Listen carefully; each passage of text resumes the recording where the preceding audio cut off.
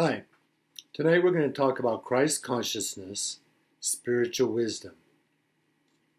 Christians who long for union with God and the divinity within start by identifying with the consciousness of Jesus, which we label Christ consciousness. Jesus taught a way of living in consciousness by being a model for love, compassion, and insight that cause altered states of consciousness that get us high. The surprise of connecting with the divinity within is direct guidance from a path of living love with awareness, wisdom, and unity being the components of a happy life. Jesus was instilling a way of life, not Christian doctrine that condemns others, but a way of being in alignment with our soul. He encouraged, healed, and confronted the corruption in the temples and embraced the outcast, the untouchables that no one would talk to, as he responded to the needs in the present moment. We are unhappy because we are not in harmony with ourselves and the universe, not because other people are living a different lifestyle. Jesus hung out with the misfits of society, inspiring people to enter the spiritual life and stop the power struggle to dominate physically, but to be unattached in spirit and be free. Spinoza says, the highest activity a human being can attain is learning for understanding, because to understand is to be free.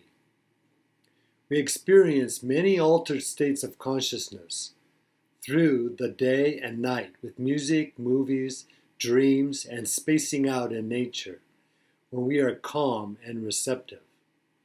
Therefore, to imitate Christ, we need to be mindful of the unity of God consciousness and at the same time pay attention to the request of the moment.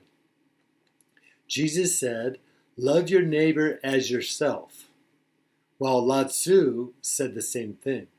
Simply see that you are the center of the universe and accept all things and beings as part of your infinite body. When you perceive that an act done to another is an act done to yourself, you have understood the great truth. We only perceive 1% of the light spectrum. That means we don't give thought to the other 99% of the domain we live in.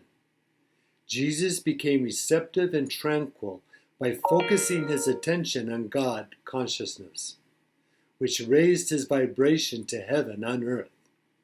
When we focus our attention upward, we get high in our higher self. Then our consciousness is felt by those in a lower frequency, and it helps them.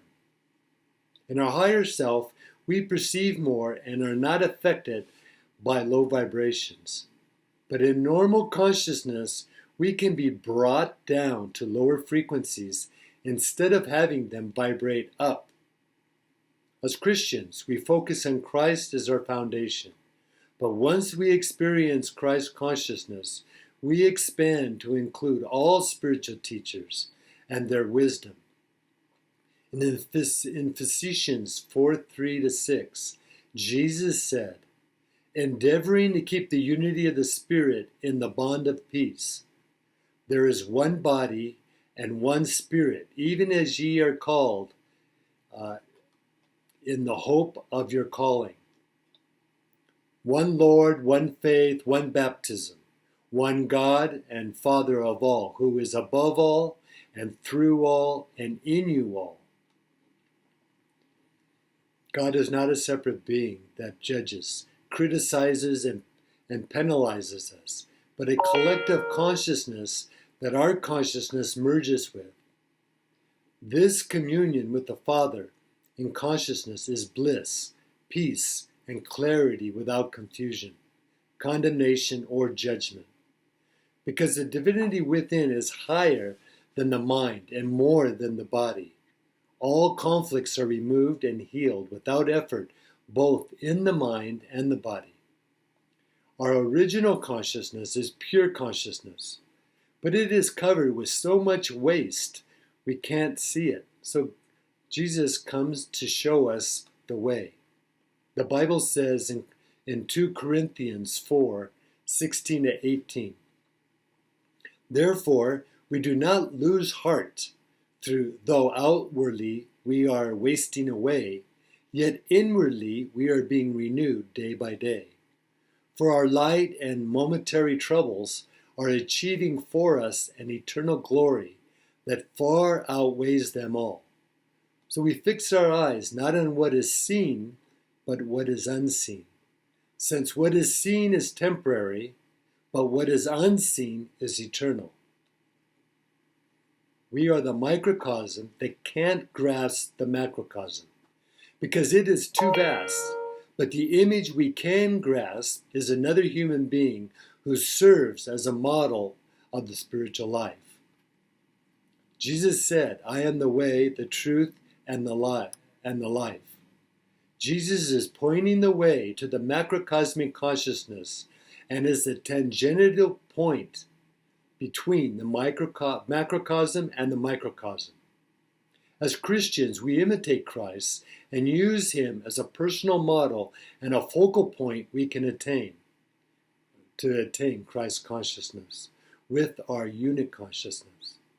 It is a perfect consciousness for Christians because Jesus has actualized all potential on this earthly plane by becoming one with the Father, the macrocosm, the macro consciousness of God.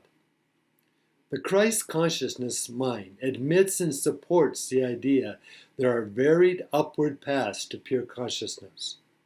Jesus said, "I am the way," because we approach Christ consciousness, the paths of different world phase are condensed to one universal path that leads to one God's pure consciousness.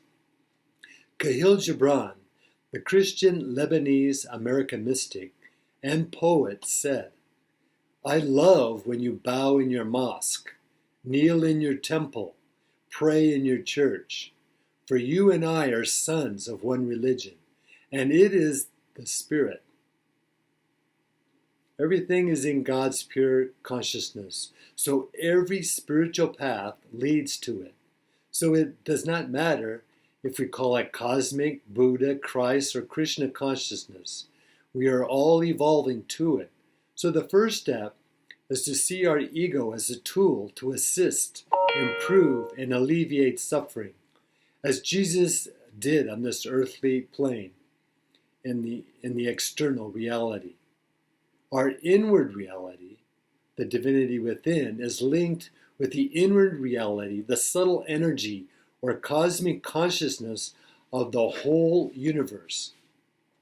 When we become one with the consciousness of God, we perceive the vision and intensity Christ grasped when he said, "I and the Father are one." Christ is the image of our true self, a model to imitate that exists in our soul and is a tangential point between the microcosm and the macrocosm.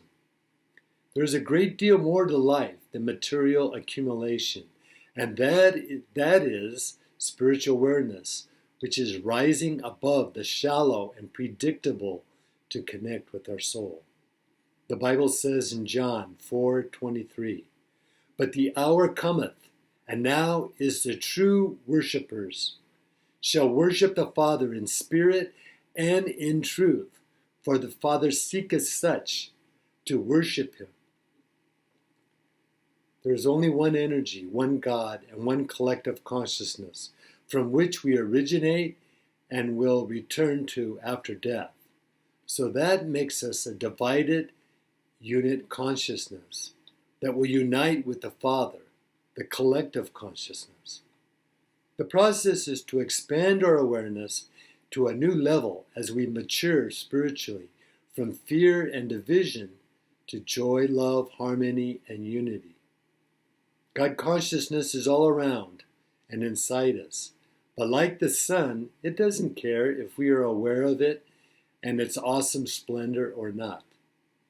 Christian mysticism is about exploring and experiencing the unseen consciousness in and around us that we label God.